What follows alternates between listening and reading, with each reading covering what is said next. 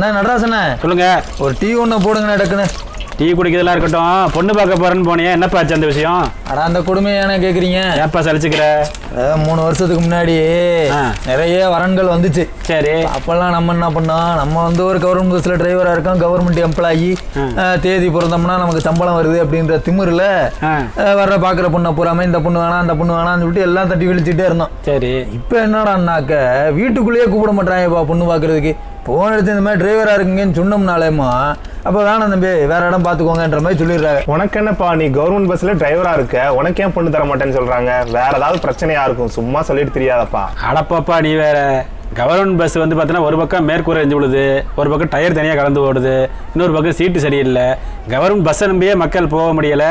இவர் அதில் டிரைவரா, இவரை நம்பி ஒரு பொண்ணு வாழ்க்கை சீரழிக்கவா? அதை சொல்லுங்க. இப்போ என்ன மேட்டரை விட்டு தள்ளுங்களேன். இப்போ கவர்மெண்ட் பஸ்ஸில் வரக்கூடிய மக்கள் பாவம் யார் வருவா? ஏழை நடுத்தர குடும்பத்தை சேர்ந்தவங்க தான் பஸ்ஸில் வர்றாங்க.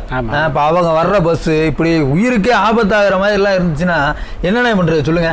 இப்போ பஸ்ஸு போயிட்டே இருக்கு, நம்ம நண்பர் ஒருத்தர் தான் ஓட்டிட்டு போயிட்டு இருக்காப்புல. போயிட்டு இருக்கும்போதே முன்னாடி சக்கரம் அது வாட்டு கலண்டு ஓடிடுச்சு.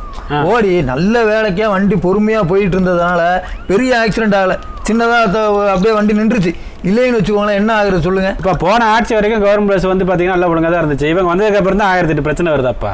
ஆமா, உடனே எங்க ஆட்சிக்கு வந்துருவீங்களே. பஸ்ன்னு ஒண்ணு வாங்கினா அது நாள் ஆக வயசு ஆக தான் செய்யும், ஓட்ட உடசல் ஆக தான் செய்யும். உடனே போன ஆச்சு இந்த ஆச்சுன்னு கம்பேர் பண்ற வேலையெல்லாம் இங்க வச்சுக்காதீங்க. இப்ப என்ன, இவன் கல்யாணத்தை பத்தி தானே பேசிட்டு இருந்தீங்க, அதை பத்தி பேசுங்க. அதை பத்தி நல்லா பேசுவாங்க. போன ஆச்சு இந்த ஆச்சு உனக்கே தெரியுது இல்லடா, இந்த மாதிரி கவர்மெண்ட் பஸ் வாங்கினோம்னாக்கா அதுக்கு கால ஆக ஓட்ட உடசல் ஆகும்னு. அப்போ என்ன பண்ணணும், வண்டியை ஒன்று ஒழுங்காக மெயின்டைன் பண்ணணும். அப்படி இல்லை அப்படின்னாக்கா புது பஸ் வாங்கணும். வருஷம் வந்து பார்த்தீங்கன்னாக்கா பட்ஜெட் வாசிக்கு போகும்போது இந்த வருஷம் 1000 பஸ் வாங்க போறேன்றாங்க, 2000 பஸ் வாங்க போறேன்றாங்க, 3000 பஸ்ஸுங்கிறாங்க. சொல்றாங்களே தவிர்த்து செய்ய மாட்டேன்றாங்களே. இப்போ பஸ் வாங்குறதெல்லாம் இருக்கட்டும், மெயின்டெனன்ஸ் ஒழுங்காக பண்ணணுமா இல்லையா? இவன் ஆட்சிக்கு வந்த புதுசில் வந்து பார்த்தீங்கன்னா இந்த பஸ் எல்லாம் நான் வந்து தனியார் மயமாக்குறேன், ப்ரைவேடைஸ் பண்ணுறேன் அப்படிங்கிற மாதிரி அரசல் புரசலாக ஒரு வதந்தி வந்துச்சு. எனக்கு என்னமோ இவங்க அதுக்கு தான் இப்போ பிளான் பண்ணுறாங்கன்னு தோணுது. நீங்களே சொல்லிட்டீங்க அது அரசல் புரசலாக வந்த வதந்தின்னு.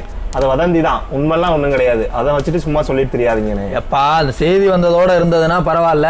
நீங்கள் என்ன பண்ணீங்க, இந்த மாதிரி கவர்மெண்ட் இந்த பணிமனைகளில் வேலை பார்க்குற ஊழியர்லாம் இருக்கிறாங்கல்ல, அவங்கள பூராத்தையும் நாங்கள் வந்து பார்த்தோன்னாக்கா பிரைவேட் கம்பெனி மூலமாக ஒப்பந்தத்தில் எடுக்க போகிறோம்னு சொல்லிட்டு ஒரு வேலையை ஆரம்பித்தாங்க.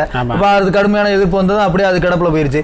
வண்டியை பூரா மெயின்டெனன்ஸ் பண்ணுற வேலையை நாங்கள் தனியார்கிட்ட கொடுக்க போகிறோம் அப்படின்னு சொல்லிட்டு அது ஒரு வேலையை ஆரம்பித்தாங்க. அப்புறம் அதுலேயும் வந்து பிரச்சனை வந்த உடனே அமைதியாயிட்டாங்க. அப்போ இதெல்லாம் வச்சு பார்க்க போகும்போது இப்போ நீங்கள் சொல்கிற மாதிரி இந்த மாதிரி இது யாருமே வந்து ஒழுங்காக பார்க்காமல இருந்தாங்கன்னா ஜனங்களே கடைசியில் இது பிரைவேட்டுக்கிட்டே தூக்கி கொடுங்கப்பா, அது உங்களால் நடத்த முடியாதுன்னு சொல்லிட்டே போயிட்டாங்கன்னா இப்போ அதுக்குண்டான வேலை தானே இவங்க பார்க்குற மாதிரி இருக்கு. இப்போ அதெல்லாம் விடு. இந்த பிரச்சனையை முதல்ல எதிர்க்கட்சிகள் பேசினாங்க, அப்புறமா வந்து பார்த்தீங்கன்னா இந்த மீடியா யூடியூப் இவங்கெல்லாம் பேசினாங்க. இப்போ வந்து மக்களே பேச ஆரம்பிச்சிட்டாங்க. பஸ் எல்லாம் ஓட்ட உடசலாக இருக்குன்னு மக்களே பேச ஆரம்பிச்சிட்டாங்க. நான் என்ன கேட்குறேன், ஒவ்வொரு வருஷம் வந்து நான் 1000 பஸ் வாங்க 2000 பஸ் வாங்க கோடிக்கணக்காக ரூபாயில ஒதுக்குனீங்களே, அதெல்லாம் எங்கே போச்சு? இந்த அமைச்சர் என்னப்பா பண்ணிட்டு இருக்காரு? இதுக்குன்னு ஒரு அமைச்சர் இருக்காருல்ல, அந்த அமைச்சர் வாயை திறக்க மாட்டேங்கிறாரு. எல்லாரும் பேசியாச்சு, இதுக்கப்புறம் வாயை திறக்க மாட்டேங்க, அவர் இங்கே தான் போயிட்டாரு. அட என்னன்னே நீங்கள் ஒருத்தர் யூடியூப் பேசுகிறாங்க, ஜனங்க பேசுகிறாங்கன்னு கோர்ட்டே சொல்லுதுண்ணே. கோர்ட்டே இதெல்லாம் கண்காணிங்க, ஏன் ஓட்ட உடசலாக இருக்குன்னு கேட்குது. அதுக்கே பதில் சொல்ல மாட்டேறாங்க. என்னென்ன நீங்கள் அண்ணே விவரம் தெரியாம பேசாதீங்கண்ணே. இப்ப தேர்தல் நடத்தை விதிகள்லாம் அமல்ல இருக்கு, அது மட்டும் முடியட்டும். அதுக்கப்புறமா எங்க ஆளுங்க வந்து எப்படி பட்டுன்னு பதில் சொல்றாங்கிறத பாருங்க. ஆமா, அப்படியே பட்டுன்னு சொல்லிடுவா. இப்படித்தான் அந்த பிரச்சனை ஆரம்பிச்ச உடனே பெருசா நடவடிக்கை எடுக்கிற மாதிரி ஒரு ஆக்டிங்கை போட்டாங்க. என்ன பண்ணாங்க, எல்லா பணிமனையிலையும் எத்தனை பேருந்துகள்லாம் இந்த மாதிரி இருக்கு, டேமேஜ் ஆயிருக்கு, அந்த ஒரு லிஸ்ட் ஒன்று கொடுங்கன்னாங்க. இப்போ அந்த லிஸ்ட் என்னாச்சுன்னு வாங்குறாங்களா? அதுக்கப்புறமும் கூட வந்து பார்த்தீங்கன்னா பஸ்ஸு பூரா ஹெட்லைட் இல்லாமல் தான் போகுது, உள்ளே வந்து தண்ணி ஒழுகுது, பாடி பிஞ்சு விழுகுது, எல்லாமே நடந்துட்டு தானே இருக்குது. அதுக்கப்புறமா அப்போ இவங்க சும்மா அதெல்லாம் ஒரு ஆக்டிங், இந்த மாதிரி நாங்கள் நடவடிக்கை எடுக்கிற மாதிரி ஆக்டிங் போடுறாங்க, தவிர்த்து எதையுமே செய்ய மாட்டேறாங்கண்ணே. இப்போ அது சரிப்பா, சரி அரசாங்க பஸ்ஸை தான் அவர் கவனிக்கல, இந்த தனியார் பஸ் இருக்குது அதை என்ன கவனிச்சார் உங்கள் அமைச்சர்? நான் என்ன கேட்குறேன், இந்த நல்ல நாள் திருவிழா தீபாவளி பொங்கல் இந்த மாதிரி எல்லாம் ஊருக்கு போகிறாங்க, இங்கேருந்து நீ திருநெல்வேலி போகிற அப்படின்னா 5000 4000 டிக்கெட் வாங்குறான் ஒவ்வொருத்தனும். அதை எந்த வருஷமாவது கட்டுப்படுத்திருக்கீங்களா? இந்த 3 வருஷம் எந்த வருஷம் நீ கட்டுப்படுத்த கிடையாது. சரி 5000 6000 டிக்கெட் கொடுத்து நாங்கள் போகிறோம், திருவிழாவுக்கு ஊருக்கு போய் தான் ஆகணும் போகிறோம். அந்த பஸ்ஸில் தனியார் பஸ்ஸில் கூட ஓட்ட உடசலாக இருக்குது, மழை தண்ணி உலகுது, சீட்டு பிஞ்சு விழுது, எதையும் பார்க்கறது கிடையாது. மொத்தத்தில் வந்து பார்த்தீங்கன்னா இந்த அமைச்சர் அரசாங்க பஸ்ஸாக இருக்கட்டும் தனியார் பஸ்ஸாக இருக்கட்டும் எதுக்கும் பதிலே சொல்ல மாட்டார். போக்குவரத்து துறை தமிழ்நாட்டில் ஒரு செயல்படாத துறையாக இருக்குது.